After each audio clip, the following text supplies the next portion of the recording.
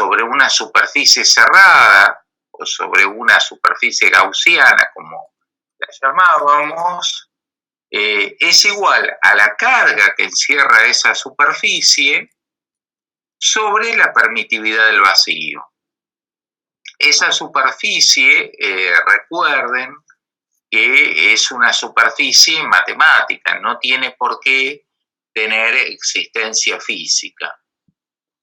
El tema es que la ley de Gauss es, como les comentaba la clase pasada, una ley fundamental del electromagnetismo clásico. Llevada a su forma diferencial, es una de las ecuaciones de Maxwell. Ahora bien, también habíamos visto que podíamos hacer modelos de distribuciones continuas de carga. A pesar de que la carga está cuantizada desde el punto de vista macroscópico, el menor valor de carga que tenemos es tan pequeño que podemos aceptar que tiene una distribución continua desde el punto de vista macroscópico. Esas cargas, de acuerdo a los modelos de distribuciones de carga continua, las podríamos repartir en líneas, superficies o volúmenes, pero en realidad la carga es algo que está asociado a la materia y la materia ocupa volumen. Entonces, cuando vamos al entorno de un punto, lo que vemos son densidades volumétricas de carga. Es decir, si tenemos una región cargada en el entorno de ese punto, en realidad lo que vamos a ver siempre son densidades volumétricas mientras hagamos modelos macroscópicos, obviamente. Entonces, la carga encerrada, digamos, por esa superficie virtual, por esa superficie gaussiana, la podemos calcular integrando sobre el volumen que encierra esa superficie la densidad volumétrica de carga. O sea que integrando la densidad volumétrica de carga, ρ, sobre el volumen encerrado por la gaussiana, nos daría la carga encerrada. Entonces, esta integral de volumen que está acá es precisamente la carga encerrada, porque el recinto de integración es todo el volumen que encierra la superficie sigma.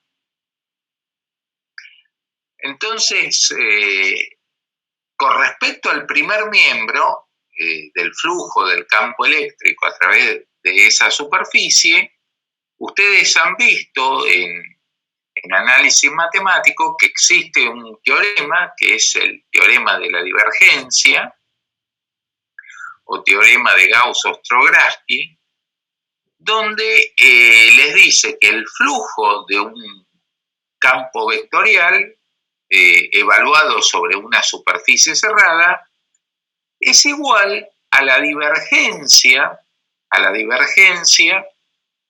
de ese campo vectorial integrada sobre todo el volumen que encierra la superficie cerrada.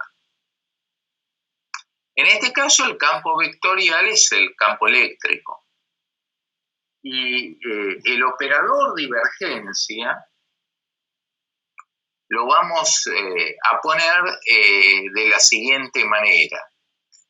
Es este operador que se llama nabla, que sería un triángulo con el vértice hacia abajo y una rayita arriba, seguida de un punto.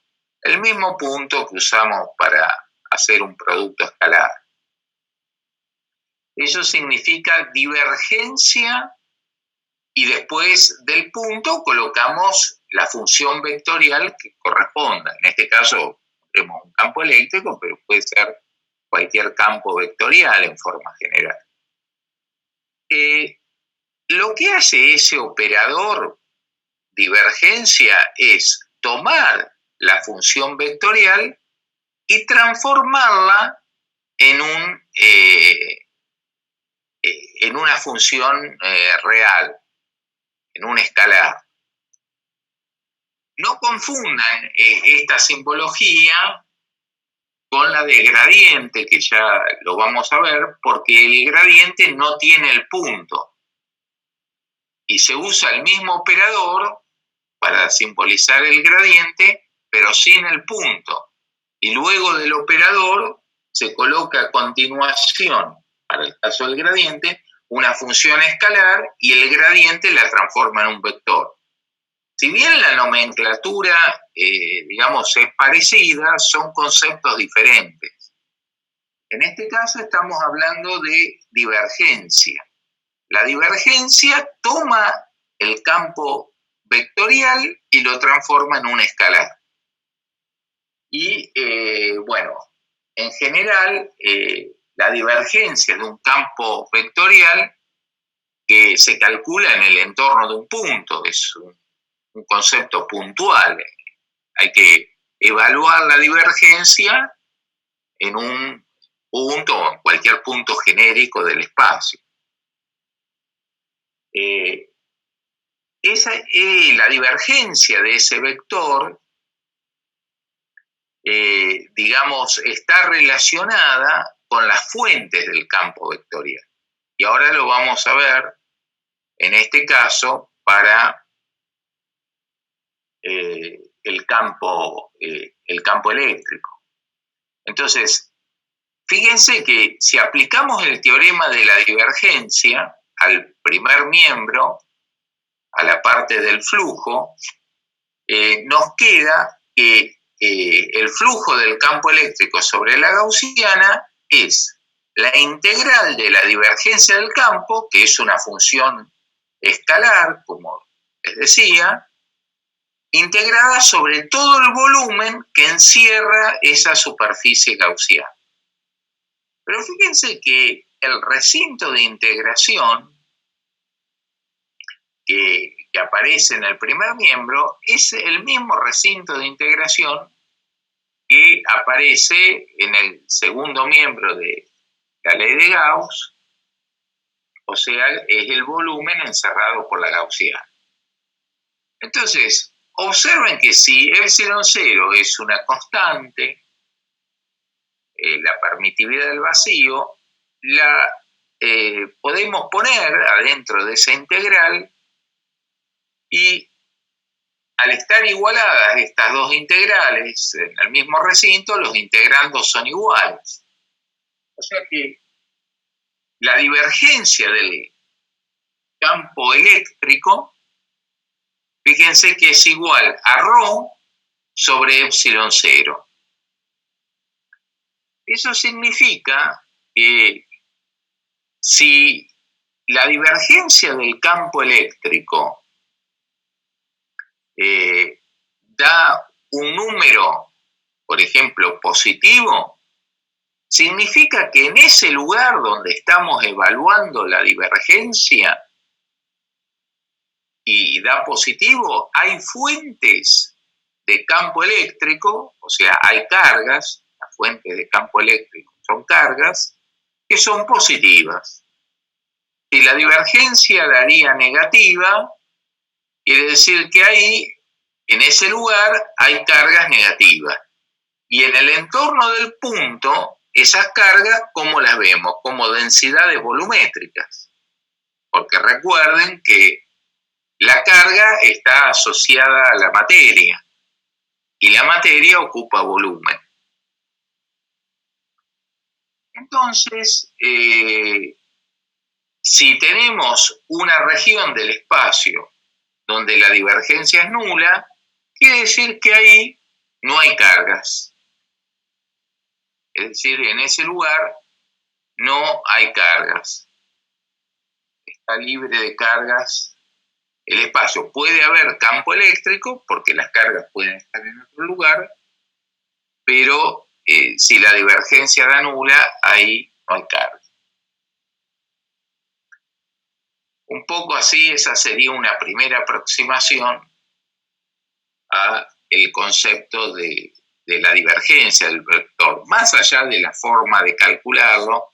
Ustedes han visto que en coordenadas cartesianas es muy fácil de calcular la divergencia de un vector, pues en definitiva son derivadas de las componentes, la suma de las derivadas de las componentes del campo respecto de cada coordenada da la divergencia en el punto. Pero al margen de la forma de cálculo matemático, eso sería un poco anecdótico, lo que interesa es entender el concepto de lo que significa. Entonces, bueno, vemos que, como les decía, la clase pasada habíamos empezado con la ley de Gauss en forma integral, y cuando la llevamos a su forma diferencial nos queda de esta manera. También esa forma diferencial a veces se suele denominar de forma puntual, porque la estamos calculando en un punto, al valor de la divergencia. Y esta, así como está, en su forma puntual, es una de las ecuaciones de Maxwell, aunque a veces también se habla de ecuaciones de Maxwell en forma integral, o sea que también en forma integral van a ver que la ecuación de Maxwell correspondiente sería la que está acá arriba. Entonces, bueno, esa sería en cuanto a la forma diferencial. Bueno, vamos a ver un ejemplo de una esfera de radio R que está cargada con una densidad volumétrica de carga. Esa densidad volumétrica de carga, ustedes saben que la llamamos ρ. Se mide, la unidad es carga por unidad de volumen, coulomb sobre metro cúbico. Vamos a suponer que esa densidad volumétrica de carga es uniforme y que es un dato del problema, lo mismo que el radio de la esfera. O sea que en este problema lo que tendríamos es una esfera, digamos, formada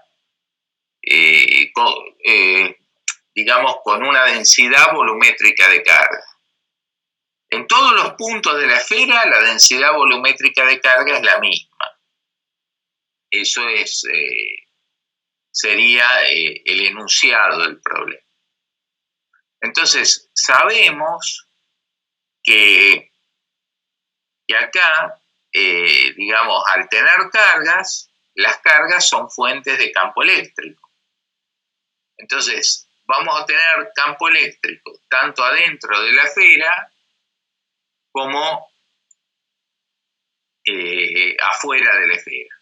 O sea que prácticamente hay dos regiones diferenciadas. En la zona donde tenemos carga, que sería para R minúscula menor que R mayúscula. R minúscula es la coordenada radial, y para R minúscula mayor que R mayúscula, que es afuera. Eso ahí estaríamos en el vacío. El tema es que, fíjense, desde el punto de vista de la divergencia, que después, si quieren, la podemos calcular, pero si estamos afuera de la esfera, ahí no hay cargas. Entonces, en esa región, la divergencia del campo eléctrico va a ser cero. Pero adentro de la esfera, cuando hay cargas, la divergencia va a dar distinto de cero, porque en esa región hay cargas. Ahora bien, lo que nos interesaría saber en este problema es cómo varía la función campo eléctrico en todo el espacio. Este problema, al ser bien simétrico, porque fíjense que en todos los puntos la densidad volumétrica de carga es la misma, esto es una esfera, o sea que si giramos el problema alrededor del centro de la esfera, no notamos cambio alguno, porque todos los puntos de esa esfera tienen el mismo valor de densidad volumétrica de carga, o sea que nada cambia. O sea que la configuración de cargas, al provocar un giro alrededor del centro de la esfera, no cambia. O sea que ese punto, el centro de la esfera, es un centro de simetría del problema. Esto es un problema con simetría esférica.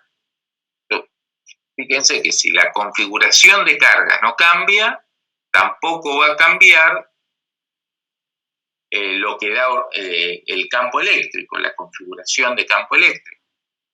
Porque si la configuración de sus fuentes, que son las cargas, no se modifica, tampoco se van a modificar las líneas de campo. O sea que en un problema con simetría esférica, sabemos que si estudiamos el problema desde una coordenada radial que nace en el centro de simetría hasta el infinito, sabemos lo que pasa en todo el espacio. Porque cualquier dirección radial, en cualquier dirección radial nos va a pasar lo mismo. ¿Sí? Es por eso que habíamos dicho, ¿se acuerdan? Que el campo eléctrico en una simetría esférica tiene dirección radial. Ya de antemano sabemos la dirección del campo eléctrico. Antes de nada, eso ya lo conocemos. Y recuerden que estos problemas los encaramos con la ley de Gauss, ¿sí? Porque es muy sencillo calcular el campo eléctrico. La ley de Gauss no nos da el vector, nos da la componente real del vector. Fíjense que ya de antemano nosotros sabemos la dirección, sabemos que la dirección del vector campo eléctrico es radial.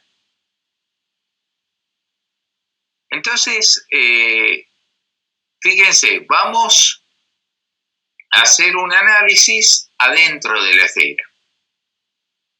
Entonces, el criterio para trabajar estos problemas donde usamos la ley de Gauss para calcular el campo eléctrico es, una vez que tenemos ubicadas las cargas, en este problema ya vienen dada la ubicación de las cargas, están dadas por los datos del problema. Sabemos que las cargas están ahí en esa esfera. Después vamos a ver que hay veces que las tenemos que distribuir nosotros, dependiendo del problema. Pero por el momento estas cargas las tenemos ubicadas. Entonces, para resolver el problema, para calcular el campo aplicando la ley de Gauss, el procedimiento es relativamente sencillo. Lo que tenemos que hacer es ir aplicando la ley de Gauss en distintas regiones, donde cambia la región, donde, si por ejemplo acá hay dos regiones bien diferenciadas, donde hay carga y donde no la hay. O sea que tenemos dos regiones, que son estas que les había puesto acá, adentro de la esfera y afuera de la esfera.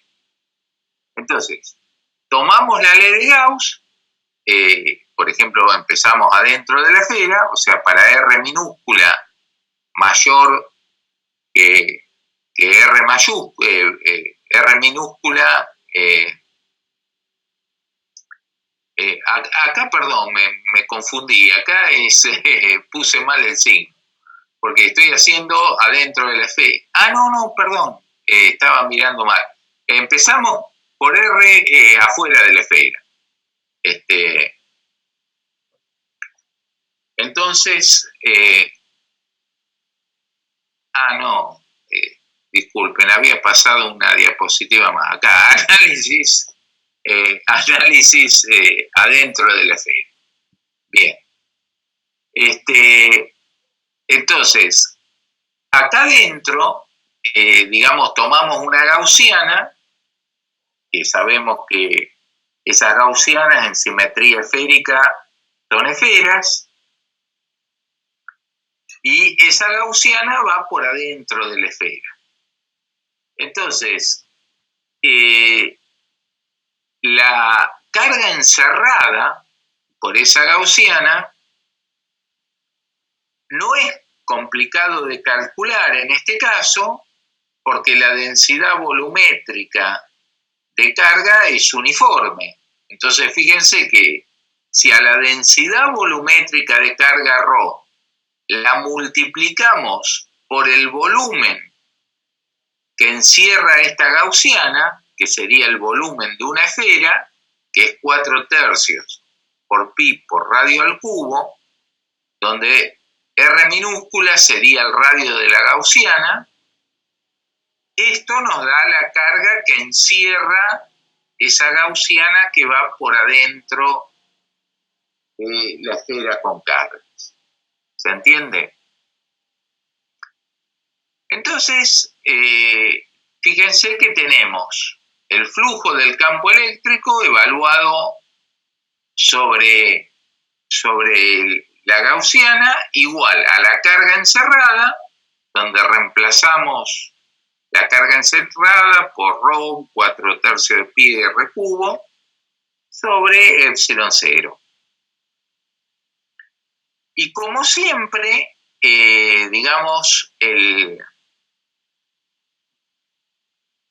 campo, el flujo del campo eléctrico en una simetría esférica nos da esto, ya eso lo habíamos explicado.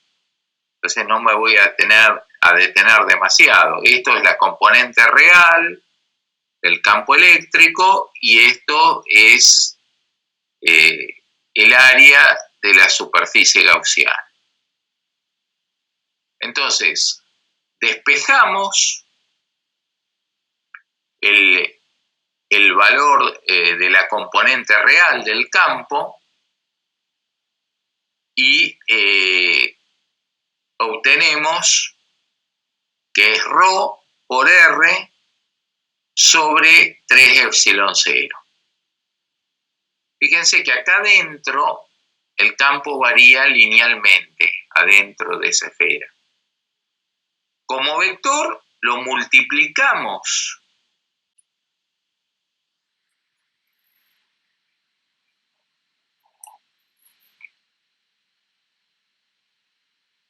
Bueno, continuamos. Entonces, les decía que esta expresión de campo eléctrico sirve para dentro de la esfera, es decir, ahí el campo eléctrico varía linealmente.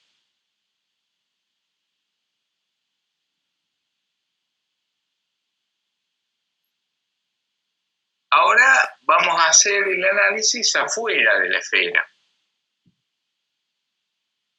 Fíjense que afuera de la esfera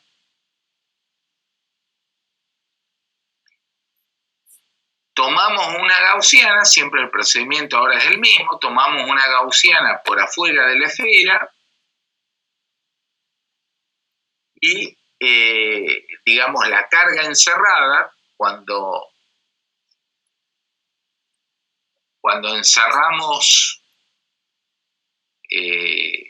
digamos, cuando la gaussiana queda acá afuera, la carga que encierra la gaussiana es la carga total que tiene la esfera. Fíjense que ahora es diferente al caso anterior, porque antes la gaussiana, cuando quedaba dentro, encerraba un poquito de carga, pero parte de la carga también quedaba afuera de la gaussiana. En cambio ahora, la carga encerrada por la gaussiana es la carga total de la esfera. Fíjense que es ρ, la densidad volumétrica de carga, por el volumen total de la esfera. Porque fíjense que ¿dónde tenemos carga? Solamente en la esfera. Entonces la carga encerrada es la carga total que queda en la esfera.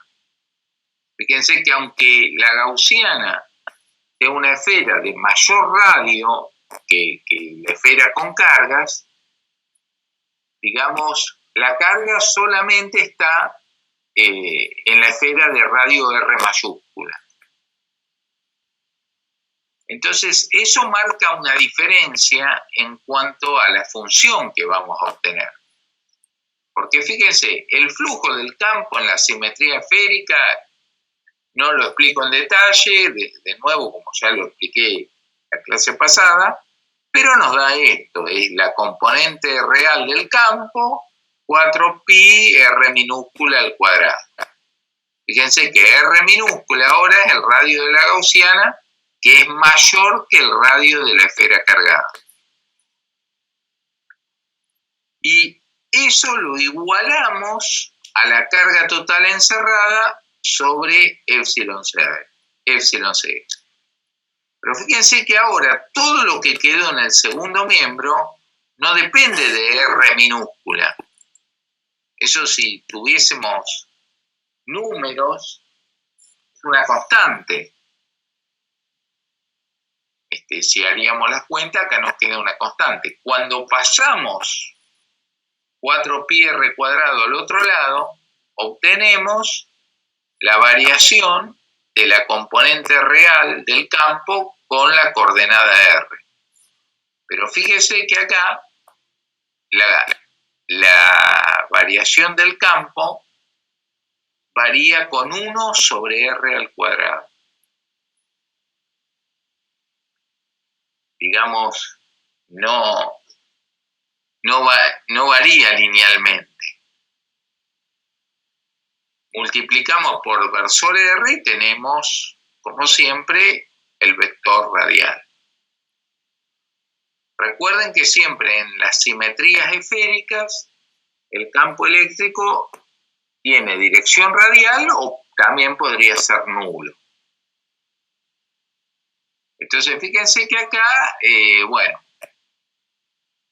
es una función partida el campo eléctrico para todo el espacio.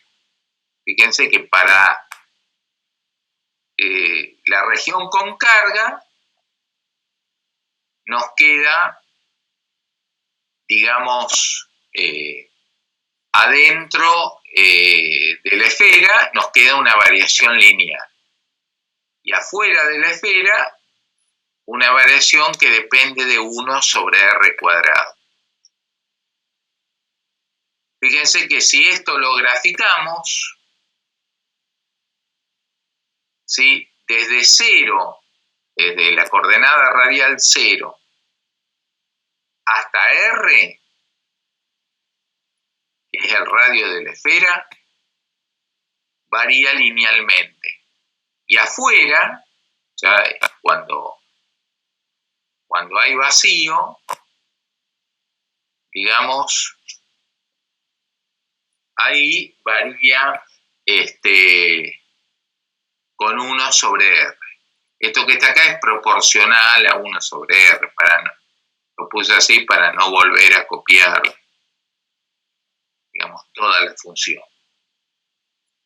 Después van a ver que si cuando estudiemos medios materiales,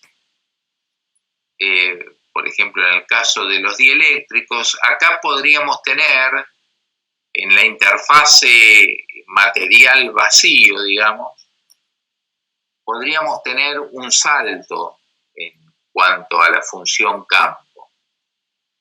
Eso se debe que ahí se generan cargas que se denominan cargas de polarización, eso ya después lo vamos a ver, pero en este caso estamos considerando como que ahí donde están las cargas, el material tiene un comportamiento, están las cargas ahí apelotonadas en el vacío, pero no estamos haciendo un modelo de polarización de la materia, que eso se verá más adelante. Lo único que no les puse acá, que quién sabe, por ahí lo podríamos hacer, es, a ver,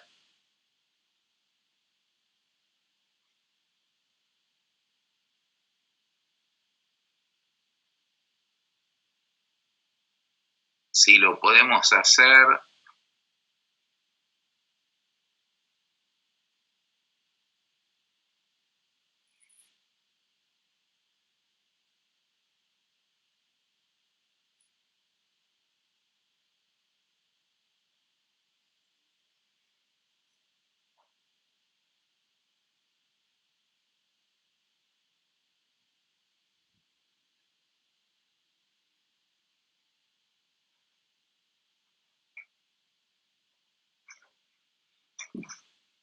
Fíjense que teníamos dos regiones, donde teníamos carga y donde no teníamos carga.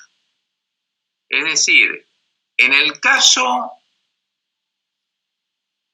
de la región donde tenemos carga, el campo eléctrico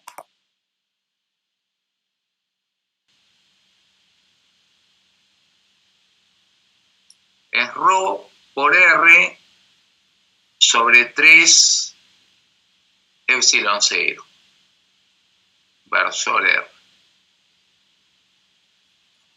Digamos que esta región nos servía para R menor que R mayúsculo. Entonces, fíjense que cuando tenemos, si ustedes se fijan, el operador de divergencia se puede escribir en distintos sistemas de coordenadas. Para el caso de las coordenadas cartesianas, o esféricas, o cilíndricas. Ahora, en este problema, digamos, el campo solamente depende de la coordenada radial, de la coordenada R. Entonces, los términos en phi y en tita para las coordenadas esféricas desaparecen y la divergencia en coordenadas esféricas, para este caso, nos queda 1 sobre R cuadrado por la derivada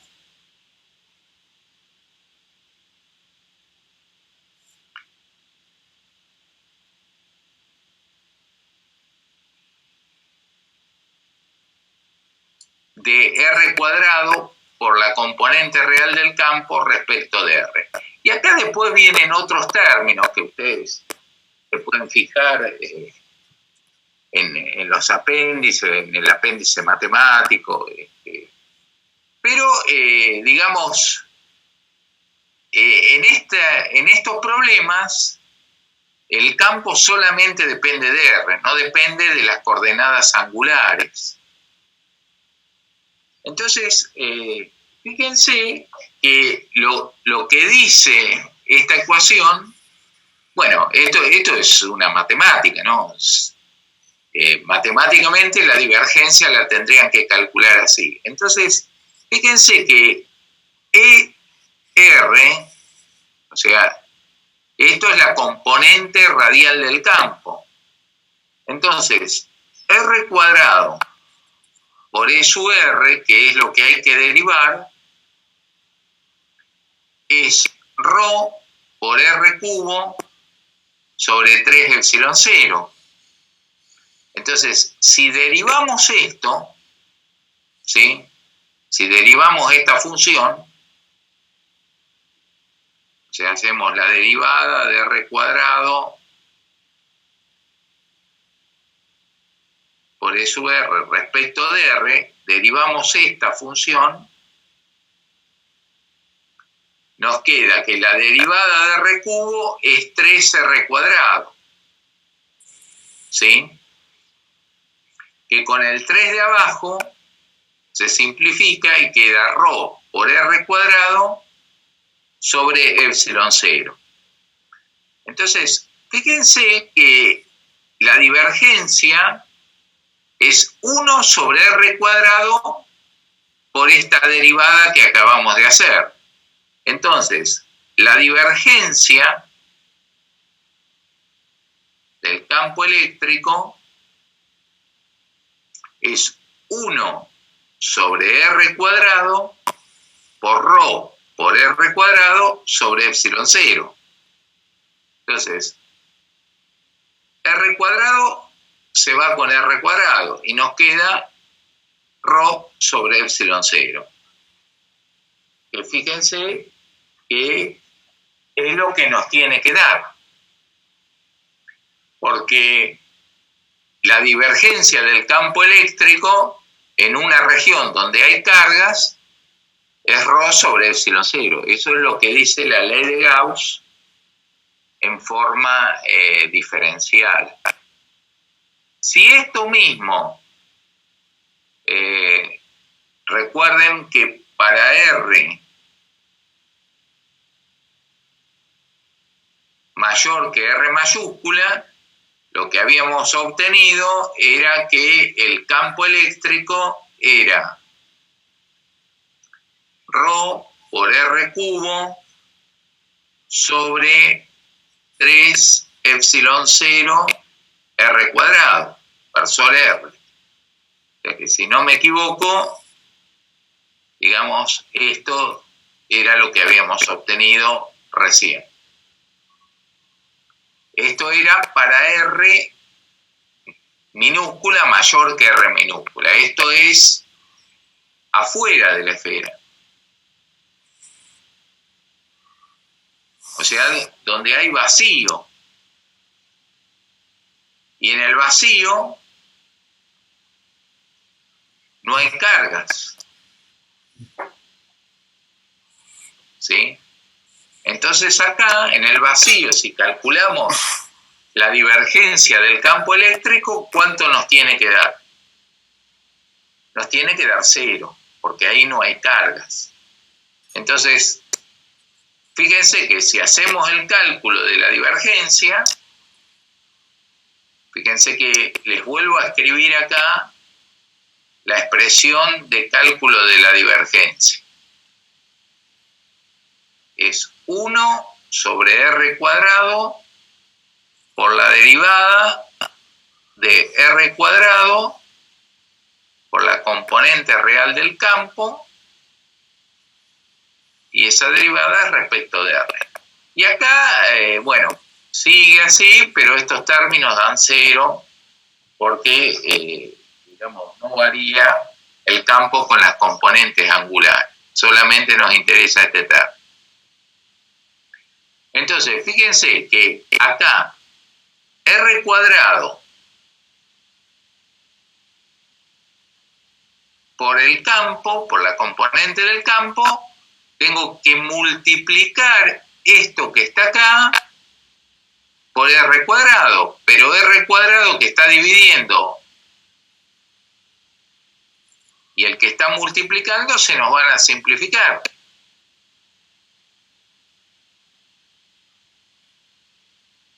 Fíjense que esto y esto se simplifica. Y nos queda Rho R cubo sobre 3 epsilon 0. Pero todo lo que está acá es un número, porque Rho es un número, el radio de la esfera es un número, y lo de abajo es una constante, es un número también. Entonces, cuando derive esto, respecto de R me va a dar 0, porque esto no depende de R, la derivada de una constante es 0. Por lo tanto, la divergencia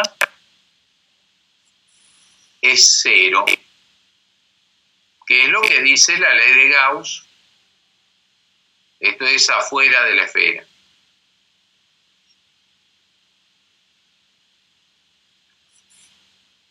Fíjense que lo que nos está diciendo es esta ley escrita en forma diferencial, es que afuera de la esfera la divergencia es nula, lo cual es lógico porque no hay carga, y que adentro de la esfera, digamos, tiene este valor ρ sobre epsilon 0. Ahí hay cargas y las cargas son ρ. Siempre que vayamos al entorno de un punto, vamos a ver, en el entorno de un punto, vamos a ver densidades volumétricas de carga. Desde el punto de vista macroscópico es así. Por eso, esta ley, que es puntual, es diferencial, está en el entorno de un punto, cuando vamos ahí, lo que se ven son cargas, pero cargas por unidad de volumen. Entonces, bueno, eso era lo que les quería comentar. Vamos a pasar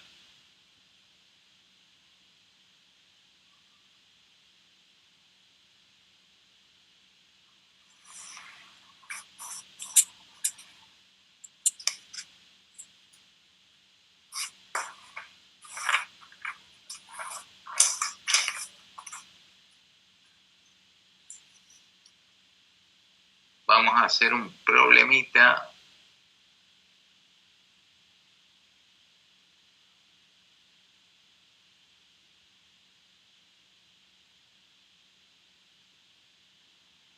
Por ejemplo, para practicar, digamos, todo este tema, si, digamos, de cálculo de campo y uso de ley de Gauss, principio de superposición. Fíjense que acá tenemos, vamos a plantear el siguiente problema. Vamos a suponer que tenemos dos planos indefinidos. ¿Se acuerdan que este problema lo habíamos hecho? Lo habíamos hecho de dos maneras. Lo habíamos hecho por integración, me estoy refiriendo al problema del plano indefinido.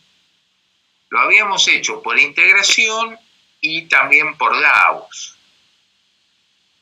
Entonces, digamos, es muy común, qué sé yo, esta distribución de cargas en estos primeros cursos de electricidad y magnetismo, donde se tiene un plano modelado como indefinido y en este caso tenemos dos, con distintos valores de densidad superficial de carga. Estos dos planos están dispuestos en forma paralela y separados una distancia 2a. Y en el centro de esa distancia, en un punto central ahí, en cuanto al eje X, ¿no? De acuerdo a cómo lo puse, hay una carga puntual. Entonces, la idea sería calcular cómo es el campo eléctrico en todos los puntos del espacio donde vale la suposición de plano indefinido. Fíjense que bueno, esto es un problema que siempre todos los problemas, mejor dicho, los van a resolver aplicando el principio de superposición. Es decir, acá básicamente tienen el problema del plano indefinido y el problema de la carga puntual. O sea que aplicando el principio de superposición se resuelve. Entonces, fíjense que acá tenemos dos planos indefinidos. Entonces, el campo eléctrico en cualquier punto del plano XY va a ser el campo eléctrico debido a la carga puntual más la carga eléctrica debido al plano 1, el campo eléctrico debido al plano 1 y el campo eléctrico debido al plano 2. Entonces, estos problemas, bueno, ya lo hemos resuelto al problema del plano indefinido, y ustedes recuerdan que en un modelo de plano indefinido, digamos, el campo nos daba uniforme hacia uno y hacia otro lado de donde está el plano. Entonces, recuerden que el campo eléctrico es una función partida para el caso del plano indefinido, cuando estamos de un lado y del otro del plano. Porque ahí las líneas de campo pueden nacer en el plano si son cargas positivas o ir hacia el plano en el caso de que esté cargado negativamente. Entonces, fíjense que la expresión del campo era sigma sobre 2 epsilon 0. También esto, recuerden que lo podíamos poner en un único renglón utilizando la función signo, que era x sobre valor absoluto de x, o z sobre valor absoluto de z, de acuerdo a cómo orientemos los ejes. Pero bueno, el tema es que, por ejemplo, para el plano 1, que ahora vuelvo a la figura, pero para el plano 1, para x mayor que menos a, tiene esta expresión, es sigma 1 sobre 2 epsilon 0 por Bersolín, y para x del otro lado del plano, menor que menos a, es menos sigma 1 sobre 2 epsilon 0. Fíjense que sigma 1 es esto que está acá. ¿Alguien quería preguntar algo? Bueno, entonces fíjense que sigma 1 es esta distribución de cargas, y para un lado hay una expresión, y para el otro lado, para x menor que menos a, tenemos otra expresión. Esta expresión sirve ya sea las cargas sean positivas o negativas, ¿no? Ahí los valores de sigma hay que ponerlo con el signo que corresponda. Y lo mismo sería para el caso de la distribución de carga sigma 2. Pero acá estamos para x mayor que a y para x menor que a. Está ubicado acá. Entonces tenemos sigma sobre 2 epsilon 0 para un lado y menos sigma sobre 2 epsilon 0 para el otro. Entonces, fíjense que básicamente acá nosotros tendríamos el problema que analizarlo en 3 regiones. Porque tenemos la región para x menor que menos a, o sea, desde menos infinito hasta menos a. Después tenemos la región comprendida entre los dos planos para x comprendido entre menos a y a. Y luego para x mayor que a, o sea, desde a hasta infinito. Entonces, estas tres regiones, en cada una de estas tres regiones vamos a tener una expresión de campo eléctrico. Entonces, la carga puntual, digamos, ya también es un problema que lo hemos hecho desde el primer día y inclusive creo que hasta lo repetimos calculándola por Gauss al campo eléctrico. Pero fíjense, si situamos la carga en el origen de coordenadas, el punto fuente, el R' o R subindicado, como lo queramos llamar, eso es el vector nulo, porque ahí la carga está ubicada en el origen de coordenadas. Y el punto fuente, que sería el punto donde queremos determinar el campo, es cualquier punto del plano XY. Tiene coordenadas XY. O sea, será X versor Y más Y versor J. Entonces, ponemos la expresión de campo coulombiano para una carga. Es bien sencillo y nos queda 1 sobre 4pi epsilon 0 por la carga, R menos R' es R, y módulo de R menos R' al cubo queda módulo de R al cubo. El módulo de R al cubo es x cuadrado más y cuadrado a la 3 medios. Reemplazamos el vector R en la expresión de campo y esto sería la expresión del campo eléctrico de una carga puntual para cualquier par de coordenadas x, y. ¿Se entiende? Es decir, excepto en el origen, que ahí sabemos que en el origen es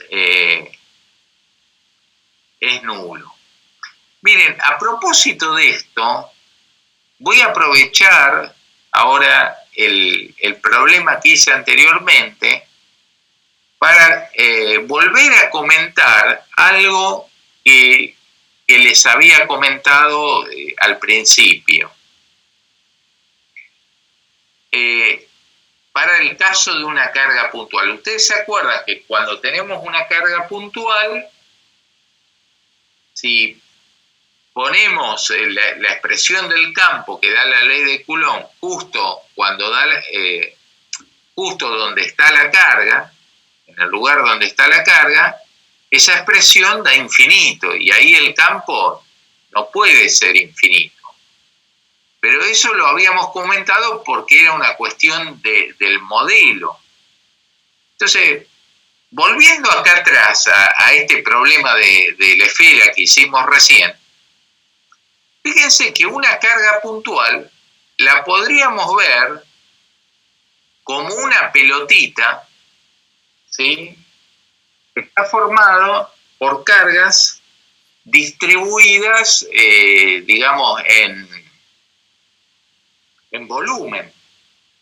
O sea que eso podría ser una carga puntual, porque cuando nos acercamos a la carga, y bueno, ahí no es que tengamos un punto matemático. Recuerden que la carga ocupa volumen, porque es algo inherente a la materia. Entonces, fíjense que si desde lejos, cuando estamos afuera de la esfera, la expresión de campo que obtenemos es la de una carga puntual. Porque fíjense que el campo afuera de la esfera depende de 1 sobre R cuadrado. Entonces, fíjense que cuando nos vamos acercando a la esfera cargada, o a la carga puntual, que desde lejos lo veríamos como una carga puntual, nos vamos acercando, el campo va aumentando. Cosa que es totalmente lógico, porque cuando nos acercamos a la fuente, el campo se hace más intenso. Entonces, fíjense, a medida que nos vamos acercando, el campo va aumentando y parecería que el campo, cuando vamos al centro de la esfera, es como que tendería a infinito. ¿Sí? Pero ¿qué es lo que pasa? Nunca podemos llegar al cero matemático, porque alrededor de ese punto matemático hay carga, y la carga ocupa volumen, tiene un radio R. Imagínense que este radio fuese muy chiquitito. Entonces, ¿qué es lo que sucede? Para llegar al cero, nos tenemos que meter adentro de esa configuración volumétrica de carga. Pero cuando nos metemos adentro de la configuración volumétrica de carga, fíjense que la expresión de campo cambia. Ahora, el campo varía linealmente, no varía con 1 sobre R cuadrado. Depende de R. Entonces tiene una variación lineal con la coordenada. Entonces cuando nos metemos adentro de la esfera, fíjense que al cambiar el modelo cambia la expresión de campo, y cuando R se hace 0, el campo vale 0, no vale infinito. Esto, bueno, es para recordarles algo que les había dicho hace unas clases, bueno, y ustedes ven que al avanzar, digamos, en la materia, podemos ir haciendo distintos modelos e ir entendiendo un poco mejor las cosas, pero esta expresión de carga puntual, fíjense que tiene esta expresión en todos los puntos, excepto donde está la carga. Ahí donde está la carga, si la carga está sola, el campo es nulo. Fíjense que aplicar el principio de superposición, si bien ya eso se lo repetí varias veces, pero estos campos, el campo debido a la carga, el campo debido a las distribuciones de carga superficial de los planos indefinidos, se calculan como si las demás distribuciones no estuviesen. Es decir, fíjense que estamos calculando el campo debido a una carga puntual como si estos dos planos no estuviesen. Después esta expresión es la del plano de 1, como si el plano 2 y la carga no estuviesen, y así sucesivamente. Estos son los estados de superposición. El campo es la suma de los campos que se producen en esos estados de superposición. Entonces,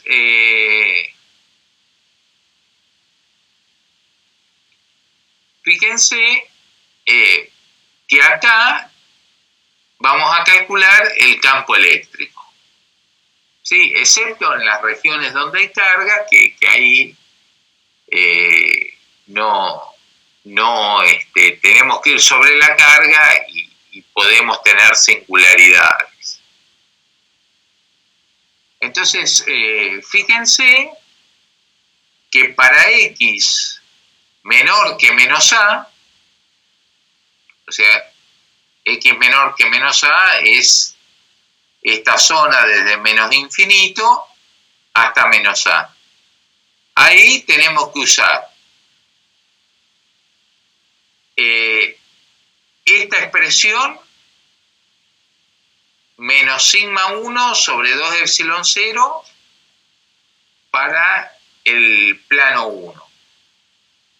y menos sigma 2 sobre 2 epsilon 0 para el plano 2.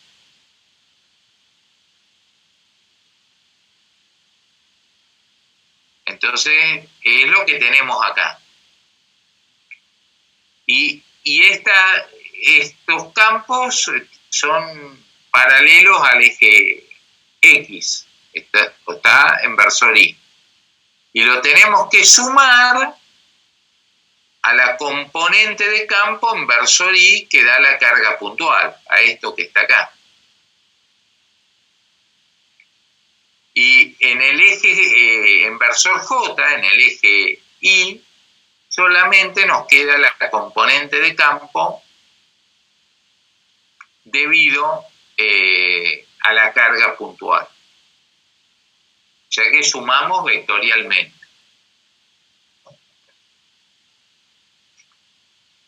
Luego tenemos la zona que está entre los dos planos. Entonces, fíjense que ahí vale para el plano 1 sigma 1 sobre 2 epsilon 0.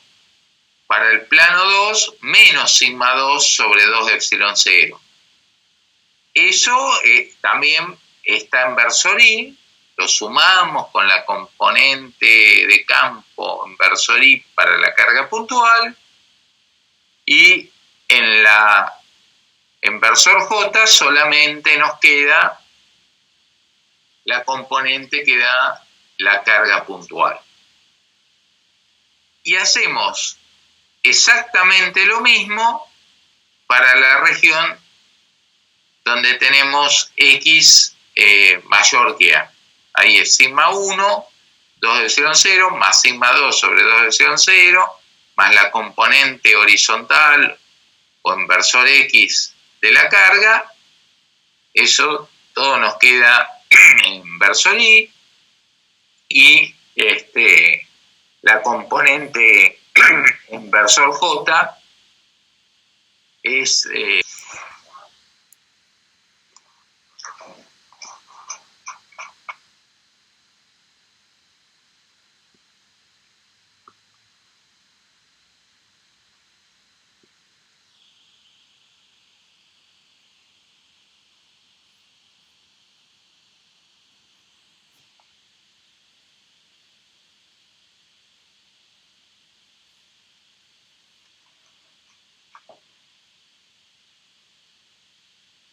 bueno, entonces fíjense que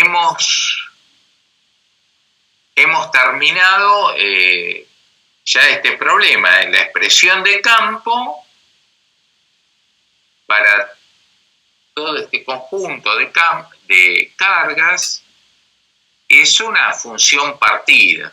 Como habíamos dicho, para cada una de las regiones que están resaltadas acá en amarillo, tenemos una expresión de campo. Para X menor que menos A, entre menos A y para X mayor que A. Entonces, pero fíjense que lo fundamental es haber hecho ciertas rutinas básicas donde que después les permitan calcular cualquier problema, porque en definitiva los problemas se hacen aplicando el principio de superposición. Un problema complejo es la combinación de varios problemas simples.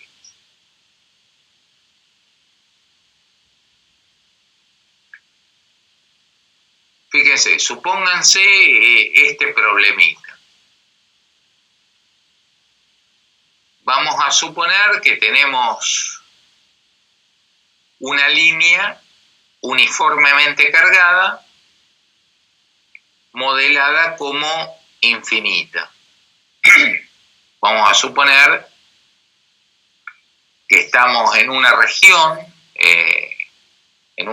del espacio donde estas cargas, el campo que vamos a calcular, en toda esta zona de trabajo está muy lejos de los extremos de esta línea. Entonces, habíamos comentado que en esas condiciones un observador ve como si esta línea tuviese una extensión infinita. O sea que mirando hacia la derecha y mirando hacia la izquierda, es como que vemos la misma cantidad de carga, es como que esa carga es la misma para cualquier lado, la cantidad total de carga. Por eso ustedes recuerden que este problema de la línea infinita con densidad lineal de carga uniforme es un problema que tiene simetría cilíndrica infinita. Es decir, tiene simetría cilíndrica, pues tiene una simetría de revolución alrededor del eje, y además tiene una simetría de traslación. Cuando caminamos en forma paralela a ese eje, digamos, vemos siempre el mismo problema. Entonces, vamos a suponer que tenemos una carga Q1 y esa carga Q1 está ubicada a una distancia A más B de la línea. En el mismo plano, digamos, donde está la línea y la carga Q1, se coloca una carga Q sub 2 a una distancia A de la línea. ¿Sí? Todas estas cargas son coplanares. Digamos, están en un mismo plano. Entonces, lo que hay que hacer es, les puse calcular lambda, calcular el valor de la densidad lineal de carga para que la fuerza sobre Q2 sea nula. ¿Ya? Para que la fuerza sobre la carga puntual Q2 sea nula. Pero fíjense que acá ya nosotros hemos avanzado en el tema del concepto de campo y básicamente, ¿qué es lo que hay que hacer? Habría que habría que buscar que el campo eléctrico, digamos, donde esté la carga Q2, sea nulo, básicamente. Entonces, independientemente del valor de la carga Q2, van a ver que, digamos, el valor de lambda no va a depender de Q2, porque básicamente lo que estamos haciendo es buscar un punto donde el campo es nulo y el campo va a depender de lambda y de Q1. Digamos, si coloco la carga en Q sub 2, esa carga no tiene por qué afectar el campo en ese lugar. ¿Sí? Me tengo que cuidar de que pase eso. Por eso estas cargas, lambda y Q1, son cargas que están fijas. Que aunque ponga una carga Q sub 2, esas cargas no se van a mover de ahí. Y van a producir un campo que debería ser nulo para que la carga Q2 reciba fuerza nula. En este problema, digamos, lo que hay que hallar, la geometría viene dada, A y B son datos, pero lo que habría que calcular es cuánto debe valer lambda para anular el campo acá. Lo que nos podemos dar cuenta de antemano es que con ese concepto, si queremos anular el campo eléctrico en el lugar donde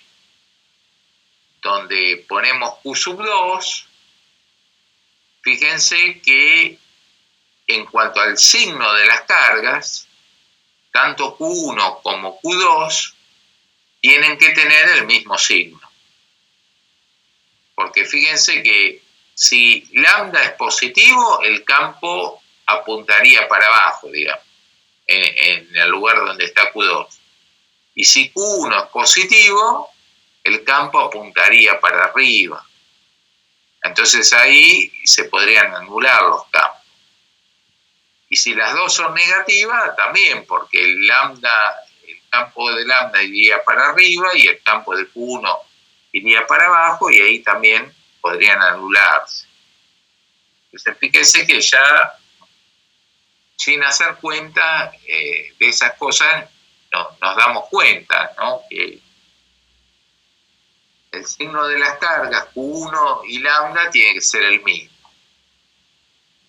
No va a depender, obviamente, del signo de Q2, porque el resultado no nos va a depender de Q2.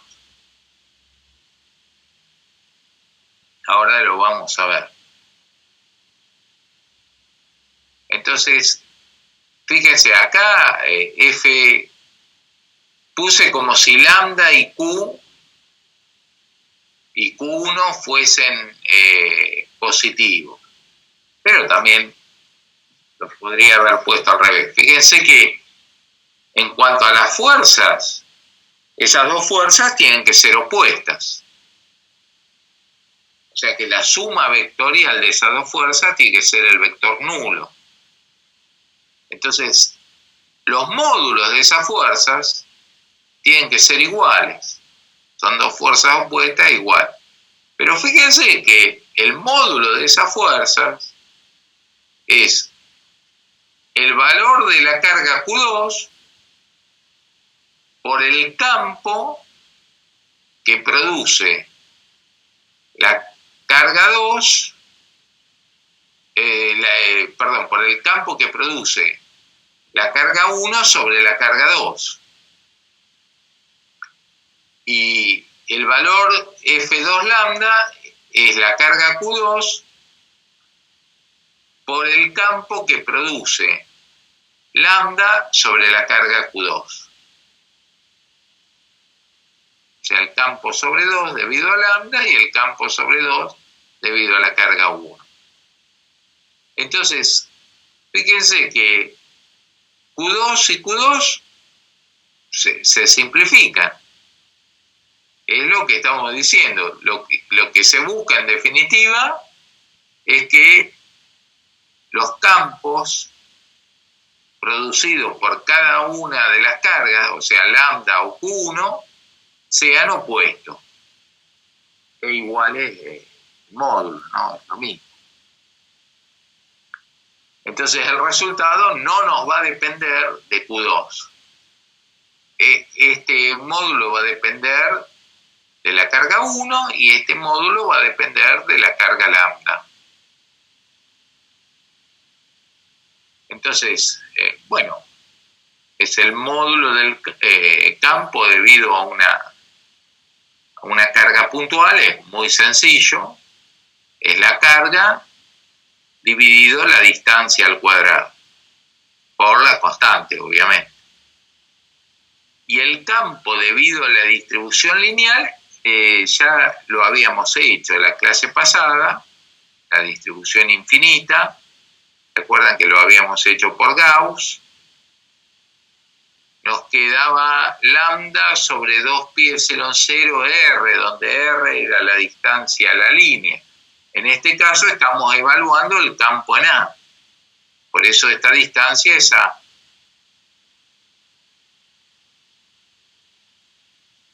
Entonces, de esta igualdad, después revisen, no sé si no me equivoqué al despejar, pero si está bien despejado, sacan el valor de lambda, que obviamente le depende de Q1 como habíamos anticipado. Y digamos, el valor absoluto de lambda es el valor absoluto de Q1 por A sobre 2B cuadrado. Esto es para que los módulos sean iguales. Pero para que los sentidos sean opuestos, el signo tiene que ser igual. El signo de lambda y el signo de Q1 tienen que ser igual. O tienen que ser simultáneamente los dos positivos o simultáneamente los dos negativos. Entonces, ya podríamos sacar el tema del valor absoluto y esta expresión sirve ya sea para si lambda y Q1 son positivos o lambda y Q1 son negativos. Pero fíjense que los problemas, digamos, en general,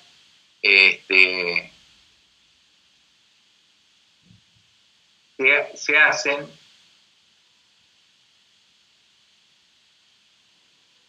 los problemas en general se hacen por combinación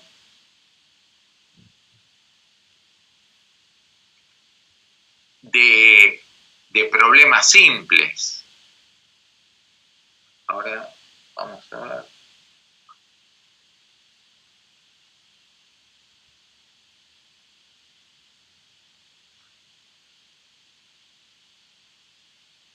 A ver si...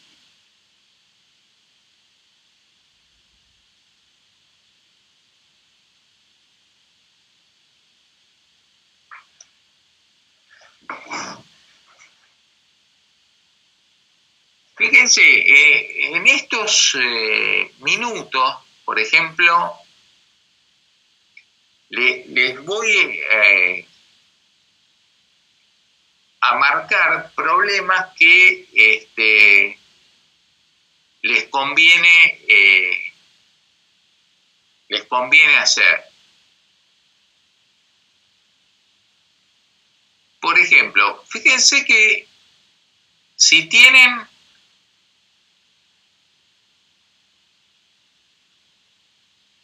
esto, después los pueden ir consultando y los haciendo y lo consultan en la práctica. Pero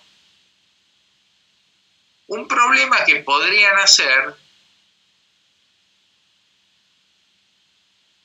es el problema de un sector circular. Fíjense, tiene un radio interno R1, un radio externo R2, y supongamos que sigma sea uniforme. Esto es una distribución superficial de carga. Es decir, visto desde arriba, o sea, visto desde el eje Z, esto sería algo así. Tenemos el eje X, tenemos el eje Y,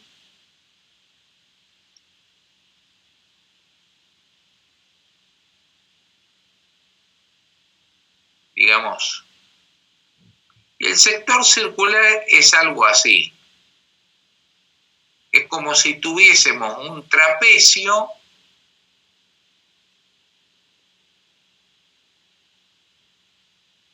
digamos, pero todos de los lados son arcos de circunferencia. Y ese sector circular, digamos, está ubicado en el plano XY. Entonces, lo que habría que hacer acá es calcular el campo en cualquier punto del eje Z. ¿sí? Fuera del eje Z es un problema matemáticamente complicado, pero sobre el eje Z se puede hacer sin ningún problema. Entonces, fíjense que si ustedes resuelven este problema, digamos, tienen resuelto el de la corona circular.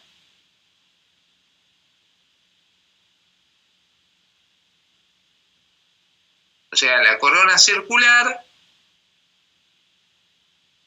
sería algo así.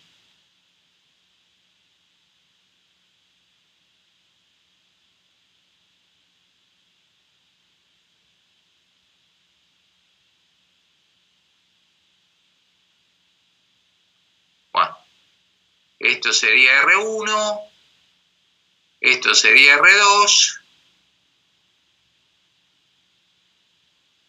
y tienen sigma uniforme, ¿no? Lo hacen.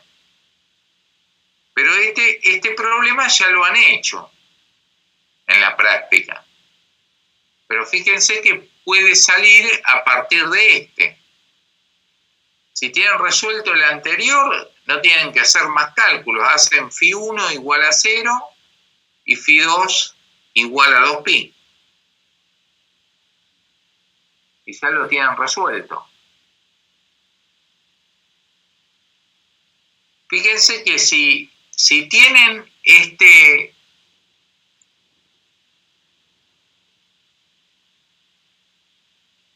problema, también pueden sacar el círculo, el disco. El del disco se los había hecho, me parece.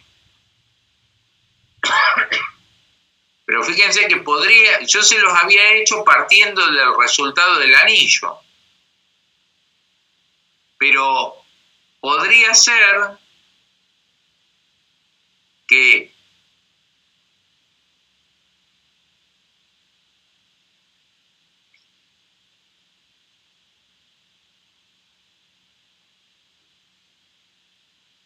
acá también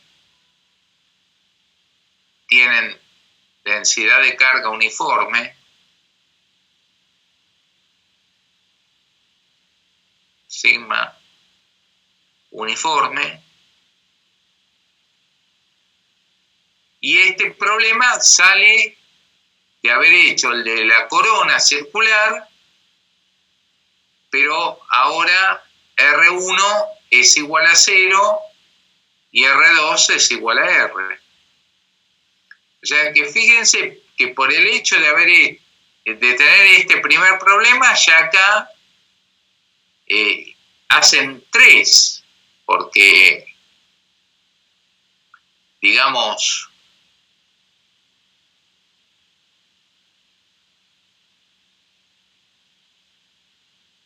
no tienen que hacer más cálculos, solamente reemplazar en el resultado final que obtienen del primero. Teniendo el disco, ya sabemos que sacamos el plano indefinido. ¿Se acuerdan que R lo hacemos tender a infinito?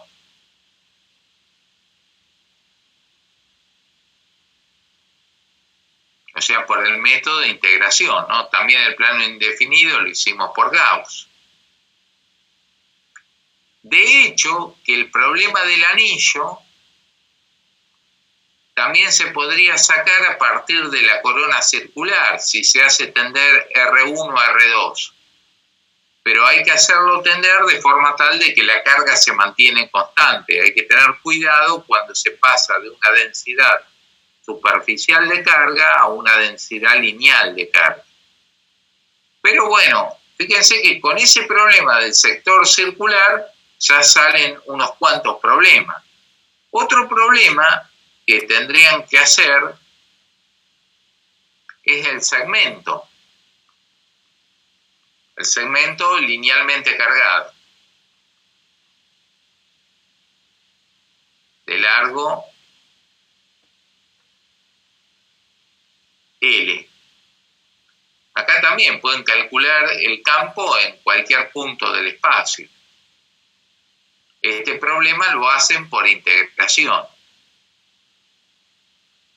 Pero fíjense que de este problema pueden sacar la línea infinita, que también lo pueden resolver por Gauss.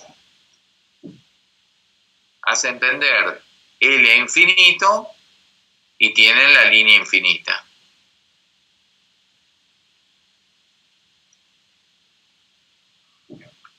Entonces, estas son rutinas básicas, digamos, pero si ustedes adquieren práctica haciendo esto, fíjense que después un gran número de problemas salen por combinación de estos problemas elementales.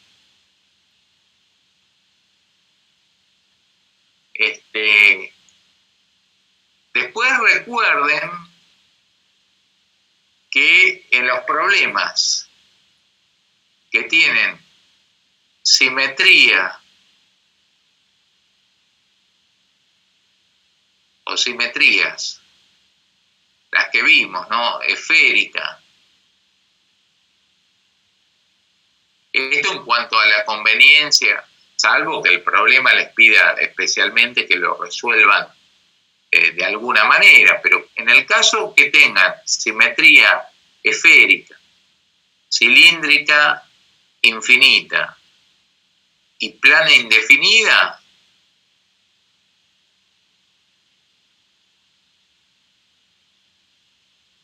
estos problemas calculan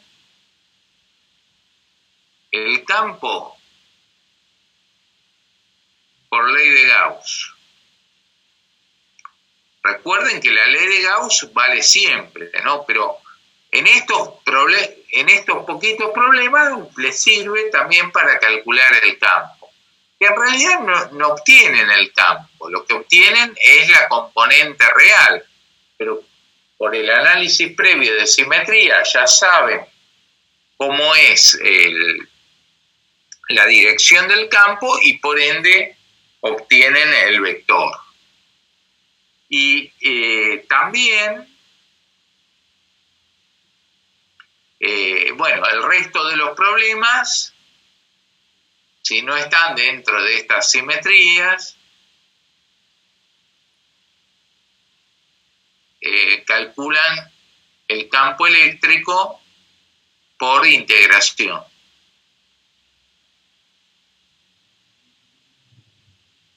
Obviamente, en el caso de las cargas puntuales, solamente sumando, ¿no? Pero me estoy refiriendo a cargas distribuidas en forma continua. Distribuciones continuas. Entonces, fíjense que acá les dejo brevemente un panorama de cómo tienen que encarar los problemas y qué problemas básicos les conviene hacer sí o sí, ¿no? Para practicar más que nada. Y después con esos problemas pueden resolver un gran número de problemas.